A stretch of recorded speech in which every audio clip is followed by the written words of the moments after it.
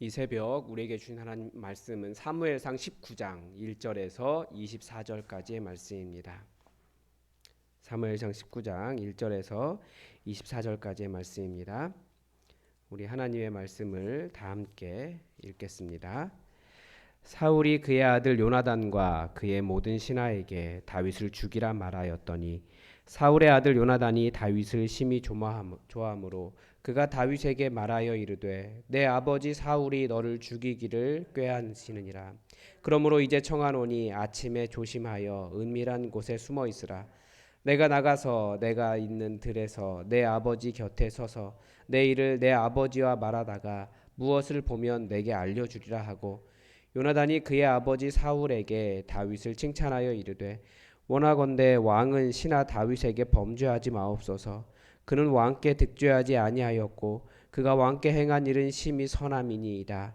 그가 자기 생명을 아끼지 아니하고 블레셋 사람을 죽였고 여호와께서는 온 이스라엘을 위하여 큰 구원을 이루셨으므로 왕이 이를 보고 기뻐하셨거늘 어찌 까닭 없이 다윗을 죽여 무죄한 피를 흘려 범죄하려 하시나이까. 사울이 요나단의 말을 듣고 맹세하되 여호와께서 살아계심을 두고 맹세하거니와 그가 죽임을 당하지 아니하리라. 요나단이 다윗을 불러 그 모든 일을 그에게 알리고 요나단이 그를 사울에게로 인도하니 그가 사울 앞에 전과 같이 있었더라. 전쟁이 다시 있으므로 다윗이 나가서 블레셋 사람들과 싸워 그들을 크게 쳐 죽임에 그들이 그 앞에서 도망하니라. 사울이 손에 단창을 가지고 그의 집에 앉았을 때 여호와께서 부리시는 악령이 사울에게 접하였으므로 다윗이 손으로 수금을 탈 때에 사울이 단창으로 다윗을 벽에 박으려 하였으나 그는 사울의 앞을 피하고 사울의 창은 벽에 박힌지라. 다윗이 그 밤에 도피하매 사울이 전령들을 다윗의 집에 보내어 그를 지키다가 아침에 그를 죽이게 하려 한지라.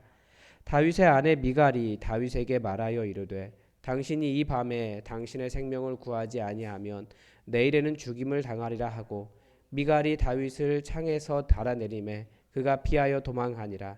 미갈이 우상을 가져다가 침상에 누이고 염소털로 엮은 것을 그 머리에 씌우고 의복으로 그것을 덮었더니 사울이 전령들을 보내어 다윗을 잡으려 하매 미갈이 이르되 그가 병들었느니라. 사울이 또 전령들을 보내어 다윗을 보라 하며 이르되 그를 침상째 내게로 들고 오라. 내가 그를 죽이리라. 전령들이 들어가 본즉 침상에는 우상이 있고 염소털로 엮은 것이 그 머리에 있었더라. 사울이 미갈에게 이르되 너는 어찌하여 이처럼 나를 속여 내 대적을 놓아 피하게 하였느냐. 미갈이 사울에게 대답하되 그가 내게 이르기를 나를 놓아 가게 하라. 어찌하여 나로 너를 죽이게 하겠느냐 하더이다 하니라. 다윗이 도피하여 라마로 가서 사무엘에게로 나아가서 사울이 자기에게 행한 일을 다 전하였고 다윗과 사무엘이 나요스로 가서 살았더라.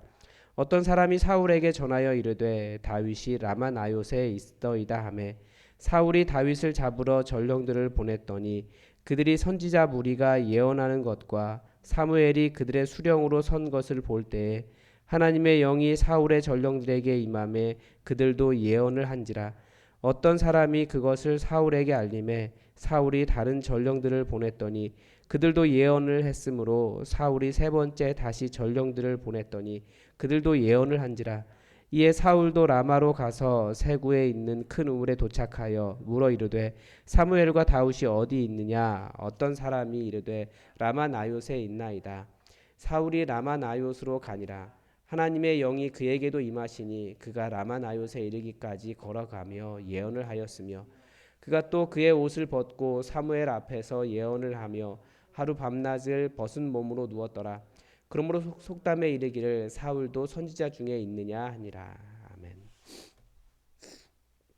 이제 어제 본문을 통해서 다윗이 완전히 사울의 사위가 된 것을 보았습니다. 그런데 오히려 더 이상한 일이 일어납니다. 완전히 다윗이 사울의 사위가 되기 전까지만 해도 사위가 될 것이다라는 말만 했는데 그때까지만 해도 사울은 다윗을 죽이려고는 했지만 앞에서 대놓고는 하지 않았다라는 거죠. 그런데 오늘 본문에 보면 이제 완전히 결혼도 하고 사위도 되고 완전히 충신으로 뭔가 안정이 된 것 같은데 이제는 대놓고 다윗을 죽이려고 합니다. 1절에 보면 사울이 그의 아들 요나단과 그의 모든 신하에게 다윗을 죽이라라고 명령했다라고 되어 있습니다. 말했다고. 누가 이 이유를 좀 설명해 줄 수 있었으면 좋겠어요. 사실은 이상한 일이죠.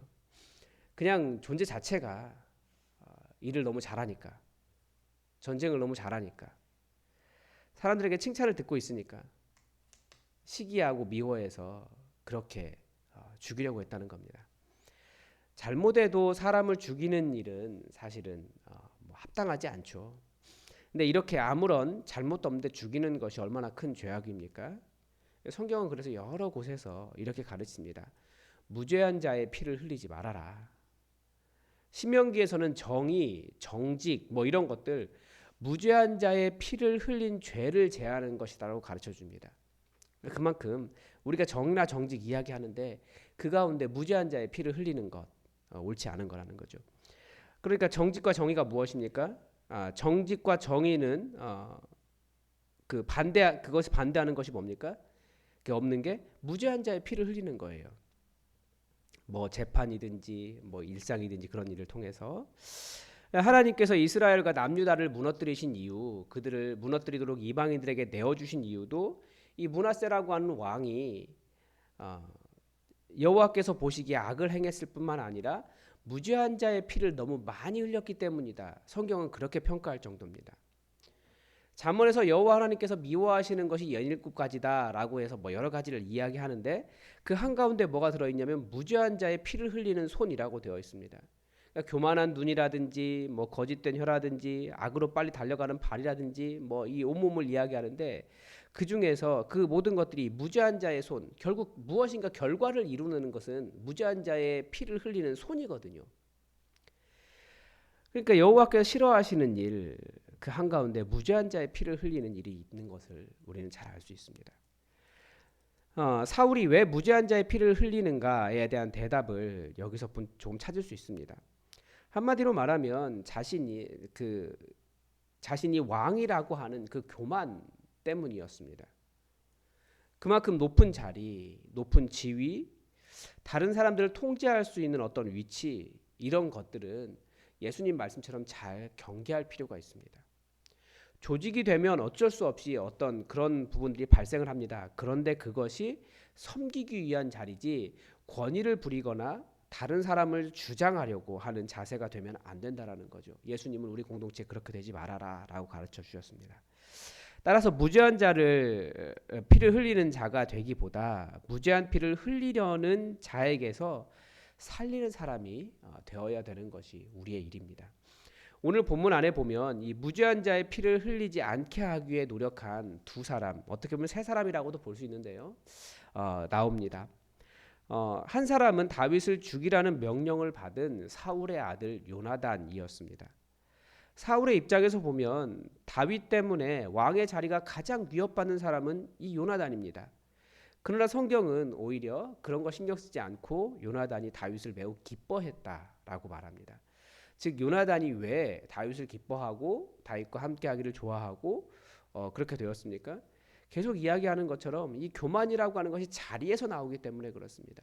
요나단은 자기의 자리에 대해서, 자기가 왕이 되는가의 자리에 대해서 큰 관심을 두지 않았다라는 것을 알 수 있는 거죠.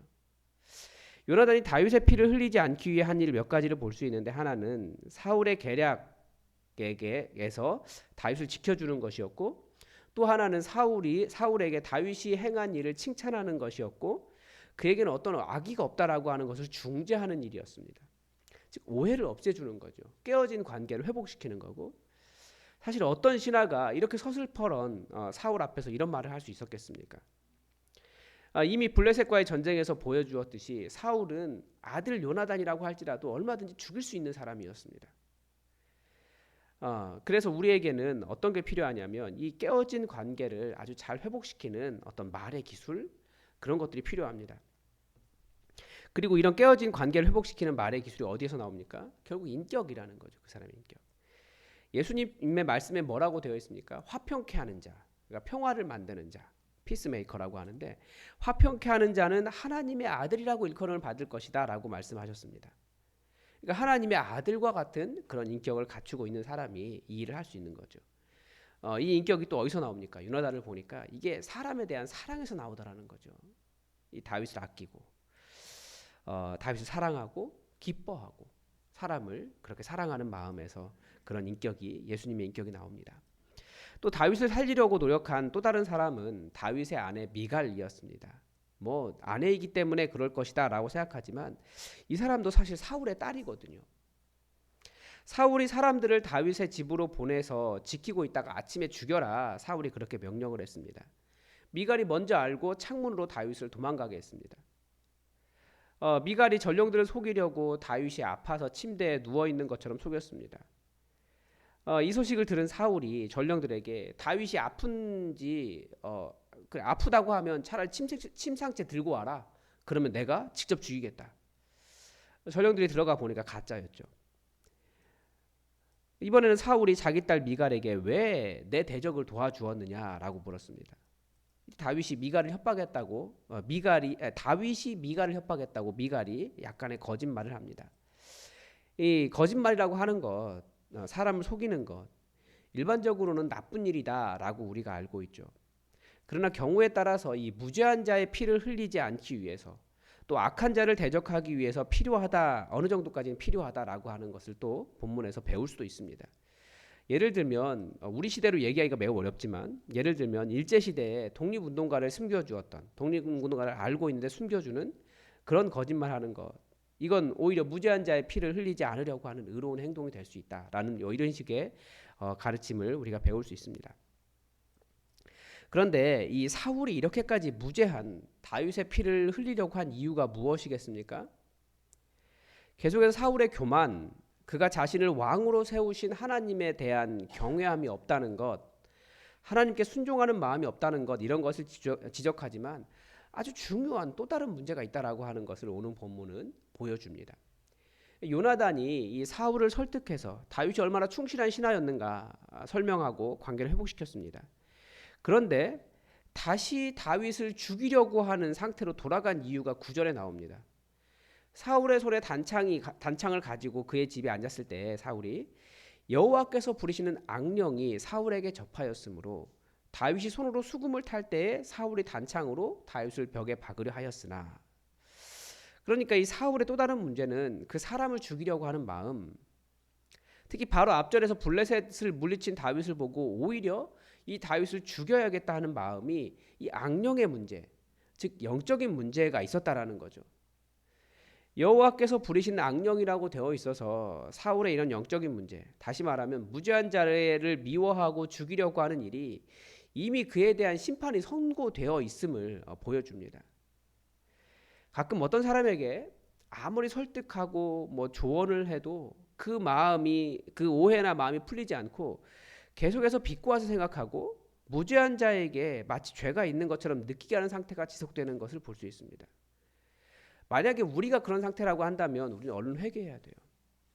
잘 보면 실제로는 내 생각이 강해 생긴 오해이지 그 사람의 잘못이 아닐 수도 있거든요. 이게 뭐냐면 영적인 문제라는 거예요. 때로는 어떤 경우에는 하나님께서 그 사람을 심판하시기 위해서 이미 심판이 정해져 있기 때문에 그 사람을 계속 완고한 상태, 그 마음이 굳어진 상태로 내버려 두시는 경우도 있다라는 거죠. 우리는 화평케 하는 사람으로 부르심을 받았습니다. 그래서 그 방법이 무엇입니까? 다시 한번 예수님 생각해 봐야 됩니다. 예수님은 어떻게 하나님과 우리 사이를 중재하셨습니까? 십자가였습니다. 계속 십자가를 이야기하게 되는데 사실 이 십자가의 방법이 우리 안에 모든 문제를 해결하는 방법, 하나님의 방법이었습니다. 싸우거나 뭐 죽이거나 뭐 어떤 내 대적에 대해서 계속 뭐 강하게 그 사람을 죽이려고 하는 뭐 그런 것이 아니고 계속 자리를 포기하고 하나님의 자리마저 포기한 예수님의 그 방법. 내가 죽어서 저 사람 살릴 수 있다면 차라리 내가 죽겠다라고 하는 그 예수님의 십자가의 방법. 정말 사랑하기 때문에 내가 어떻게 이 사랑을 보일 수 있을까? 이게 말이나 어떤 무엇인가로 표현되지 않기 때문에 십자가 지고 묵묵히 가는 그 십자가의 방법. 만약에 사울에게 십자가를 설명해 주면 자기 나름대로는 십자가의 길을 따르기 위해서 다윗을 없앤다라고 말할지도 모르겠어요. 십자가는 그런 말이 아니라 실제로 죽고 실제로 내려놓고 실제로 용납할 수 없는 사람을 용납하고 내가 지금까지 살아온 삶의 방식들 내려놓고 사랑하는 것입니다. 나의 생각으로 인해 무죄한 피를 흘리지 않도록 우리는 예수님의 방법, 이 십자가를 따라갈 수 있기를 바랍니다. 그럴 때 우리 공동체 안에 정말 하나님께서 원하신, 예수님께서 세우고자 원하셨던 그 진실한 공동체가 세워질 수 있을 것입니다. 기도하겠습니다. 하나님 아버지, 오늘 사윗이 끝까지 무죄한 자의 피를 흘리려고 하는 그 모습을 보았고 또 그 일을 말리며 무죄한 자의 피를 흘리지 않게 하려고 노력한 사람들의 노력을 보았습니다. 그리고 이 모든 일 가운데 사울의 영적인 문제가 있다라고 하는 것을 우리도 봅니다. 하나님, 우리도 무죄한 자의 피를 흘리는 그런 영적인 문제가 있지 않도록 우리가 주님께 바로 붙잡혀 있고 주의 말씀을 바로 따라갈 수 있도록 도와주시고, 우리 안에 혹시나 그런 무죄한 자의 피를 흘리려고 하는 굳어진 완고한 마음이 있다면 얼른 회개하고 예수님의 십자가의 방법으로 돌아갈 수 있도록 우리를 인도하시고, 우리가 무죄한 자의 피를 흘리는 굳은 마음을 가진 자들이 아니라 어떻게든지 무죄한 자를 살리고 또 하나님의 나라를 회복하고 우리 가운데 예수님 원하신 교회를 제대로 세워가는 그런 마음이 있을 수 있도록 주님 우리와 함께하여 주시옵소서. 주의 성령께서 우리를 인도하셔서 우리에게 주님의 은혜를 넘치게 하셔서 항상 하늘의 기쁨이 있게 하시고 이런 영적인 문제가 발생하지 않도록 우리를 주님의 은혜로 넘치게 채워 주시옵소서. 이 새벽이 주님의 은혜가 넘치는 시간 되기를 원하며 예수님의 이름으로 기도드립니다. 아멘. 여러분, 오늘은 수요 기도회가 있습니다. 수요 기도회를 위해서 여러분 기도해 주십시오. 함께 찬양하고 기도할 때 그 자리에 주의 영이 충만하게 임하시는 시간 될 수 있도록, 많은 성도들이 피곤한 일상이 있지만 그래도 그 모든 것을 이기고 주님 앞에 나아가는 시간 될 수 있도록 함께 기도해 주시기 바랍니다. 다 함께 기도하겠습니다.